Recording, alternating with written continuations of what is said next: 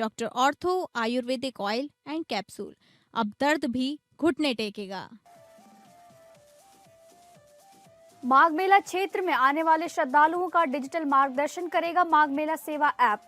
CM योगी ने समीक्षा बैठक के दौरान किया ऐप का उद्घाटन। मेला क्षेत्र के सभी बिजली के खंभों पर लगाए गए क्यूआर कोड से मिलेगी मदद। यूपी में सभी बूथों पर पड़ी जा रही मतदाता सूची। मुख्य निर्वाचन अधिकारी ने की अपील, नाम न मिलने पर जुड़ाए लिस्ट में अपना नाम।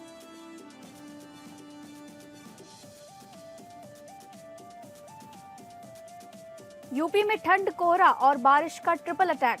पहाड़ों पर हो रही बर्फीली हवाएं लोगों को और कपाएगी। फिर बड़ी स्कूलों की छुट्टियां। और गाजीपुर जेल गेट से फरार हुआ शातिर बदमाश बाबूलाल मौर्य। न्यायालय ने पेशी के बाद जेल से जाते समय पुलिस को चकमा देकर हुआ फरार। बाबूलाल पर दर्ज हैं 7 आपराधिक मामले।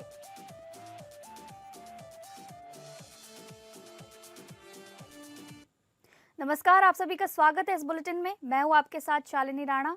शुरुआत करेंगे बुलेटिन की। माघ मेला क्षेत्र में आने वाले श्रद्धालुओं की सहूलियत के लिए कई तरह के नवाचार इस बार मेला प्रशासन की तरफ से किए जा रहे हैं। माघ मेला आने वाले आगंतुकों के लिए मेला सेवा ऐप भी उसी सूची में शामिल हो गया है। प्रयागराज के माघ मेला क्षेत्र पहुंचे सीएम योगी ने इसका उद्घाटन किया। प्रयागराज में चल रहे माघ मेले के आगामी स्नान पर्वों की समीक्षा करने माघ मेला क्षेत्र पहुंचे सीएम योगी ने इसे लेकर अधिकारियों और जनप्रतिनिधियों के साथ एक समीक्षा बैठक की। सीएम योगी ने इस दौरान प्रयागराज में तीर्थयात्रियों को डिजिटल मार्गदर्शन देने के लिए माघ मेला सेवा ऐप का भी उद्घाटन किया। इस ऐप के जरिए मेले में आए श्रद्धालुओं को डिजिटल तरीके से सेवाएं उपलब्ध होंगी। मेला जिलाधिकारी ऋषिराज बताते हैं कि इस ऐप को इस तरह डिजिटली डिजाइन किया गया है कि मेला क्षेत्र के किसी भी हिस्से में बैठा कोई भी श्रद्धालु या पर्यटक अपनी समस्या मेला प्रशासन को अवगत करा सकता है और मेला प्रशासन के कर्मचारी उसका समाधान कर सकेंगे। मेला क्षेत्र के सभी बिजली के खंभों में इसके लिए क्यूआर कोड चिपकाए गए हैं, जिन्हें स्कैन करके उसमें खुलने वाले फॉर्म में अपनी समस्या बताकर प्रशासन के पास भेजा जा सकता है। मेला प्रशासन के विभिन्न विभागों की टीमें इसका संज्ञान लेते ही समस्या का निवारण कर देंगी। माघ मेला में पहली बार ये सुविधा दी गई है।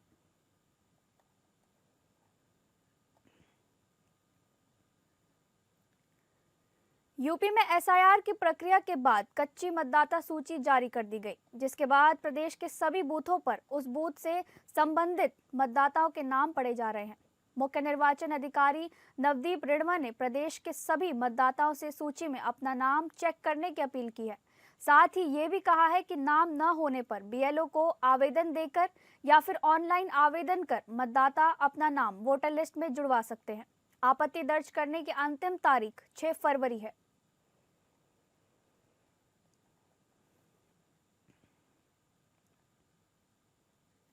अयोध्या स्थित राम मंदिर में संदिग्ध व्यक्ति के मिलने के बाद पुलिस देर रात तक इंटेलिजेंस ब्यूरो, सीआरपीएफ समेत कश्मीर की अन्य एजेंसियों के संपर्क में रही।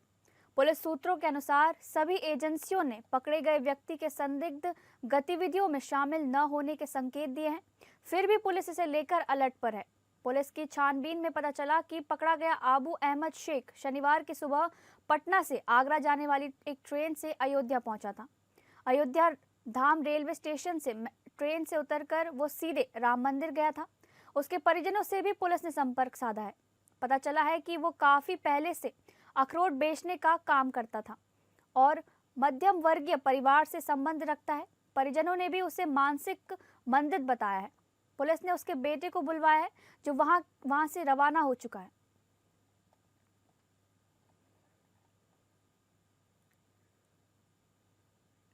मथुरा में वृंदावन स्थित प्रसिद्ध संत प्रेमानंद जी महाराज के श्री कृष्ण शरणम परिसर के फ्लैट नंबर 212 में रात को अचानक आग लग गई।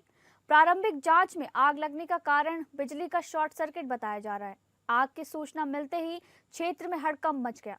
बताया गया है कि प्रेमानंद जी महाराज कुछ समय पूर्व तक इसी फ्लैट में निवास करते थे।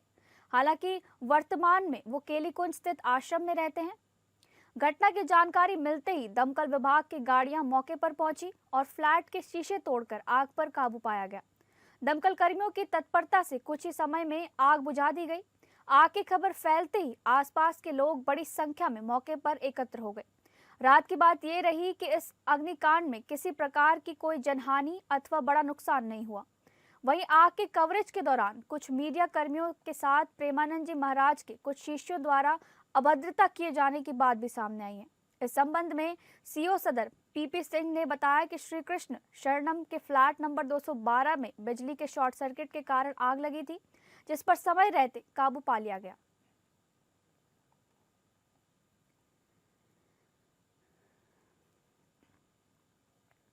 हमीरपुर जिले के मदहा कस्बे में देर रात बड़ा चौराहा के नवीन मार्केट में शॉर्ट सर्किट ने ऐसा कहर बरपाया कि देखते ही देखते आग ने 3 दुकानों को अपनी चपेट में ले लिया। एक ही मालिक की किराना की 2 दुकानें पूरी तरह जलकर राख हो गईं। बगल की एक अन्य दुकान भी आग की जद में आ गई।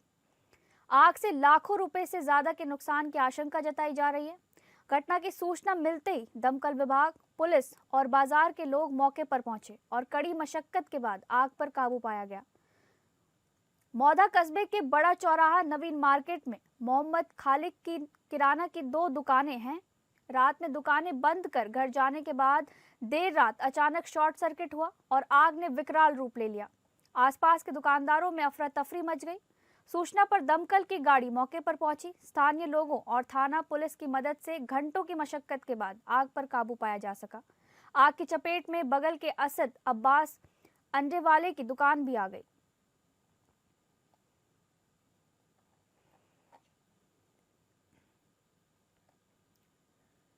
श्रावस्ती में 2 घरों से चोरी की बड़ी वारदात सामने आई है। चोरों ने 2 घरों की कुंडी काटकर बक्से चोरी कर ले गए। लाखों के जेवर और कुछ कीमती सामान लेकर भाग गए।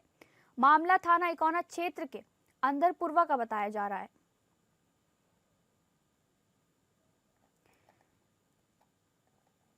आपको बताते चले, श्रावस्ती में 2 घरों से चोरी की बड़ी वारदात सामने आई है, जहां से चोरों ने 2 घरों की कुंडी काटकर बक्से चोरी कर ले। लाखों के जेवर और कुछ कीमती सामान बताया जा रहा है कि चोर लेकर भाग गए और ये मामला थाना इकौना क्षेत्र के अंदरपुरवा का बताया जा रहा है।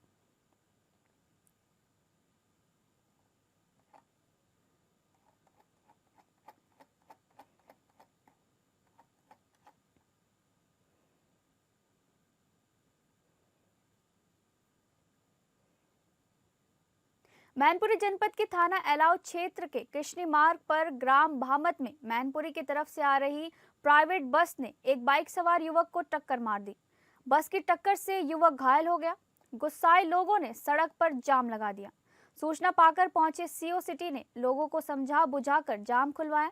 सड़क किनारे खड़े ग्रामवासी वीरपाल शाक्य पुत्र सियाराम शाक्य को प्राइवेट बस ने टक्कर मार दी। टक्कर लगने से वो गंभीर रूप से घायल हो गए। बाइक भी क्षतिग्रस्त हो गई। दुर्घटना की खबर पाकर परिजनों ने ग्रामीणों की मदद से सड़क पर जाम लगा दिया। सूचना पर पहुंचे सीओ सिटी संतोष कुमार सिंह थाना अध्यक्ष ने परिजनों को समझाया, शांत किया और जाम को खुलवाया। पुलिस ने घायल को अस्पताल में भर्ती कराया है। घटना की तहरीर पर बस चालक के खिलाफ मामला दर्ज किया गया है।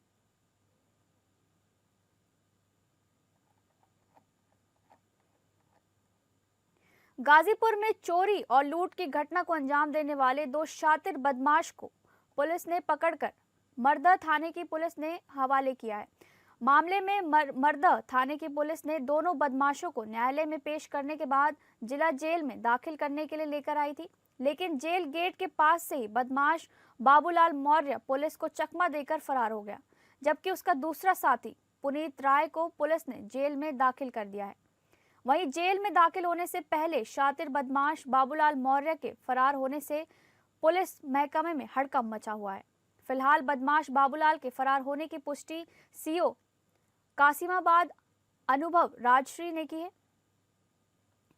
जानकारी के मुताबिक गाजीपुर के मर्दा थाना क्षेत्र के पृथ्वीपुर गांव के पास चोरी और लूट की घटनाओं में शामिल 2 शातिर बदमाशों को ग्रामीणों और पुलिस की सतर्कता से पकड़ लिया गया था। दरअसल कासिमाबाद थाना क्षेत्र के बेदी बिहारी बड़सर मार्ग पर गुरुवार की शाम चौरा गांव निवासी राजन वाराणसी से दवा कराकर लौट रहे थे। इसी दौरान बाइक सवार 2 युवकों ने उनका बैग छीनने का प्रयास किया और मौके से फरार हो गए। पीड़ित की सूचना पर पृथ्वीपुर गांव के ग्रामीणों ने तत्परता दिखाते हुए घेराबंदी कर दोनों संदिग्धों को पकड़ लिया और मरदा पुलिस के हवाले कर दिया। पुलिस की पूछताछ में आरोपियों की निशानदेही पर 32 बोर का रिवॉल्वर, चोरी की 3 मोटरसाइकिलें, 2 मोबाइल फोन और सोने चांदी के आभूषण बरामद किए गए।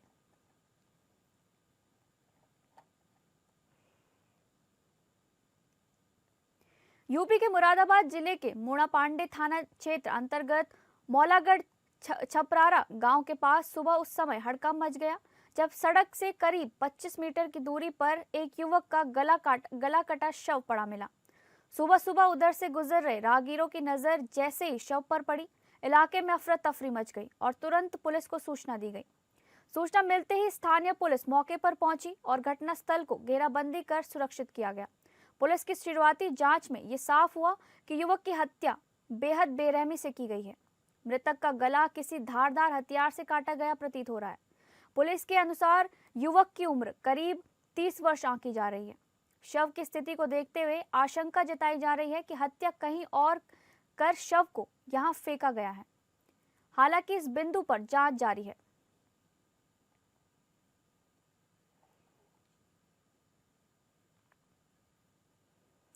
उत्तर प्रदेश में इन दिनों कड़ाके की ठंड पड़ रही है। माना जा रहा है कि आने वाले दिनों में और पारा लुढ़केगा। इस बीच प्रदेश के कई जिलों में बारिश और ओलावृष्टि की संभावनाएं बन रही हैं। मौसम विभाग का कहना है कि पश्चिमी यूपी के कई जिलों में बारिश की संभावनाएं हैं। मौसम विभाग का कहना है कि उत्तर प्रदेश के कुछ हिस्सों में हल्की बूंदाबांदी या बारिश को लेकर संभावना बनी हुई है। अगले 2 दिनों बाद फिर प्रदेश में मौसम का यू टर्न लेगा, जिसके बाद बर्फीली हवाएं लोगों को कपाएंगी।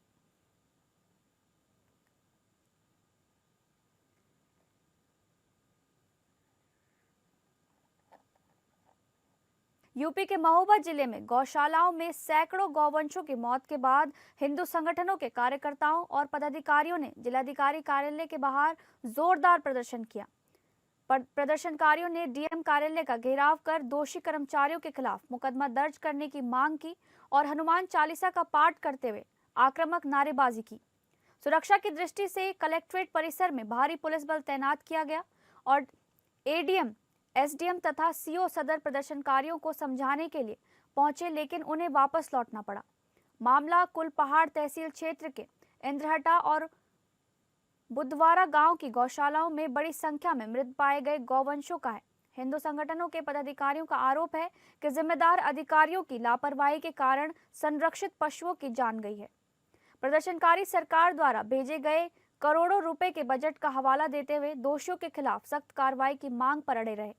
प्रारंभिक जांच के बाद 2 ग्राम पंचायत सचिवों को निलंबित कर दिया गया है, लेकिन संगठन का कहना है कि केवल निलंबन पर्याप्त नहीं है और आरोपियों के खिलाफ मुकदमा दर्ज होना चाहिए।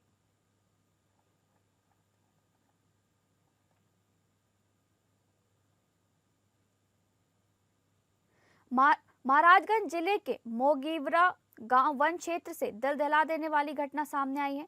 जंगल में बाघ के हमले में 14 वर्षीय किशोरी की दर्दनाक मौत हो गई। मृतका की पहचान गुड्डी चौधरी के रूप में हुई। शुक्रवार दोपहर सहेलियों के साथ लकड़ी बीनने गई थी गुड्डी। शाम तक सहेलियां लौट आई, लेकिन गुड्डी घर नहीं पहुंची, जिसके बाद परिजनों और ग्रामीणों ने रात भर तलाश की, लेकिन उसका कोई पता नहीं चल पाया। शनिवार सुबह जंगल के अंदर छत विछत शव बरामद हुआ। सूचना मिलते ही वन विभाग में हड़कंप मच गया।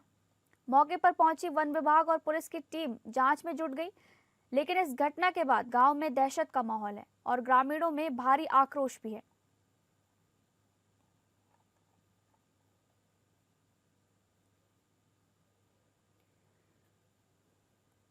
ग्रेटर नोएडा के दादरी थाना क्षेत्र में कैमराला हत्याकांड से जुड़े मुख्य आरोपी को पुलिस मुठभेड़ में गोली लगने के बाद गिरफ्तार कर लिया गया है। पुलिस के अनुसार ये इस मामले की दूसरी मुठभेड़ है, जिसमें आरोपी अनुज और सक्षम को दबोचा गया। मुठभेड़ के दौरान मुख्य आरोपी के पैर में गोली लगी, जिसके बाद उसे उपचार के लिए अस्पताल में भर्ती कराया गया है। गौरतलब है कि 5 जनवरी को हरकेश नामक युवक की पीट कर हत्या कर दी गई थी, जिसके बाद पुलिस लगातार आरोपियों की तलाश में जुटी हुई थी। अब तक पुलिस इस हत्याकांड में शामिल कुल 6 आरोपियों को गिरफ्तार कर चुकी है। पुलिस ने आरोपियों के कब्जे से एक अवैध तमंचा और कारतूस भी बरामद किए हैं। फिलहाल पुलिस पूरे मामले की गहनता से जांच कर रही है और आगे की कार्रवाई जारी है।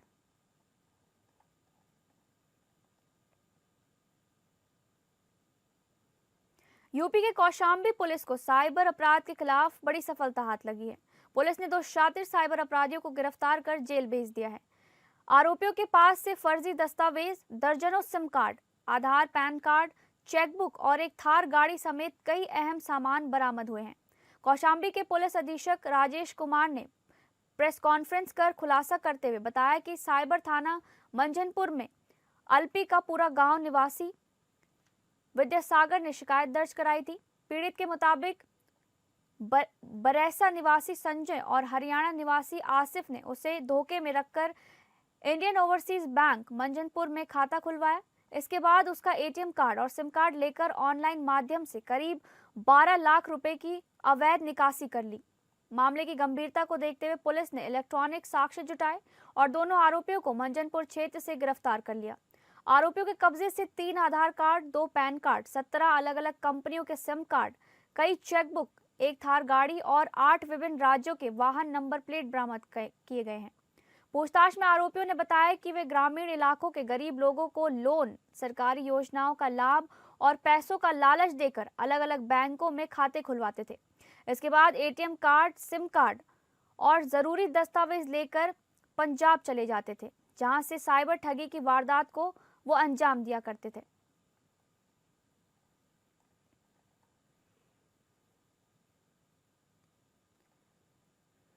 यूपी के कौशाम्बी जिले में लापता युवक का शव शनिवार सुबह खेत में मिलने से इलाके में हड़कंप मच गया। स्थानीय लोगों की भीड़ जमा हो गई। सूचना मिलते ही पुलिस मौके में पहुंची और शव को कब्जे में लेकर पोस्टमार्टम के लिए भेजकर कार्रवाई में जुट गई। मौत के बाद परिजनों में कोहराम मच गया। मामला सैनी कोतवाली क्षेत्र का बताया जा रहा है। मृतक की पहचान रूप नारायणपुर गांव निवासी 45 वर्षीय के रूप में हुई है। बताया जा रहा है कि अमर सिंह दोपहर घर से निकले थे, लेकिन देर शाम तक वापस नहीं लौटे। परिजनों ने उनकी काफी तलाशी की, लेकिन कोई सुराग नहीं मिल सका। अमर सिंह का शव गांव से कुछ दूरी पर मटियारा गांव के एक मटर के खेत में पड़ा मिला। शव मिलने की खबर फैलते ही मौके पर स्थानीय लोगों की भीड़ जमा हो गई। ग्रामीणों ने तुरंत इसकी सूचना पुलिस को दी। सूचना मिलते ही सैनी कोतवाली पुलिस मौके पर पहुंची और शव को कब्जे में लेकर पोस्टमार्टम के लिए भेज दिया गया। सीओ सिराथू भैया संतोष सिंह का कहना है कि अमर सिंह शराब पीने का आदी था। आशंका जताई जा रही है कि उसने अत्यधिक शराब का सेवन किया होगा, जिसके बाद वह खेत की ओर चला गया। नशे की हालत में संतुलन बिगड़ने से वह गिर पड़ा और ठंड के कारण उसकी मौत हो गई। हालांकि मौत के सही कारणों का खुलासा पोस्टमार्टम रिपोर्ट आने के बाद ही हो पाएगा।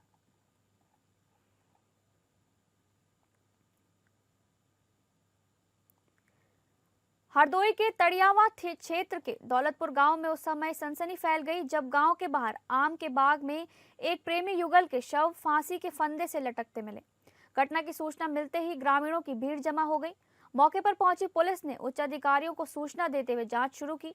मृतकों की पहचान जितेंद्र पुत्र छुन्ना निवासी गांव दौलतपुर और सपना निवासी पैड़ाई के रूप में हुई है। बताया जा रहा है कि युवक बालिग था, जबकि युवती नाबालिग बताई जा रही है। जितेंद्र अपने 3 भाइयों में सबसे छोटा था और गांव में ट्रैक्टर चलाने का काम करता था। परिजनों के अनुसार वो गुरुवार शाम घर से ये कहकर निकला था कि वो एक बर्थडे पार्टी में जा रहा है।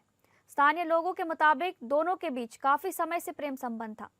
चर्चा है कि आत्महत्या से पहले दोनों ने एक दूसरे की मांग में सिंदूर भरकर शादी की रस्म भी निभाई थी। हालांकि इसकी आधिकारिक पुष्टि पुलिस जांच के बाद ही हो सकेगी।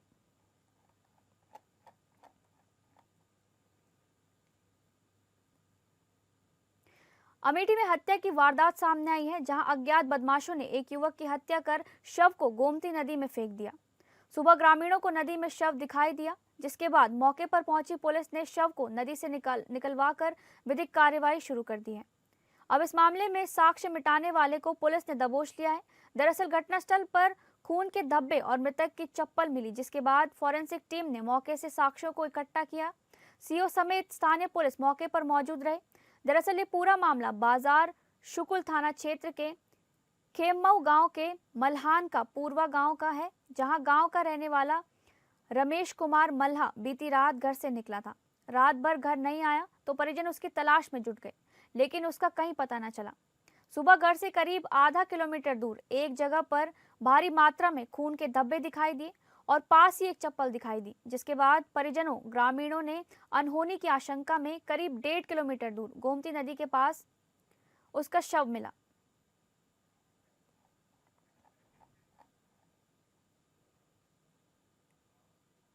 फिलहाल इस बुलेटिन में बस इतना ही। नमस्कार।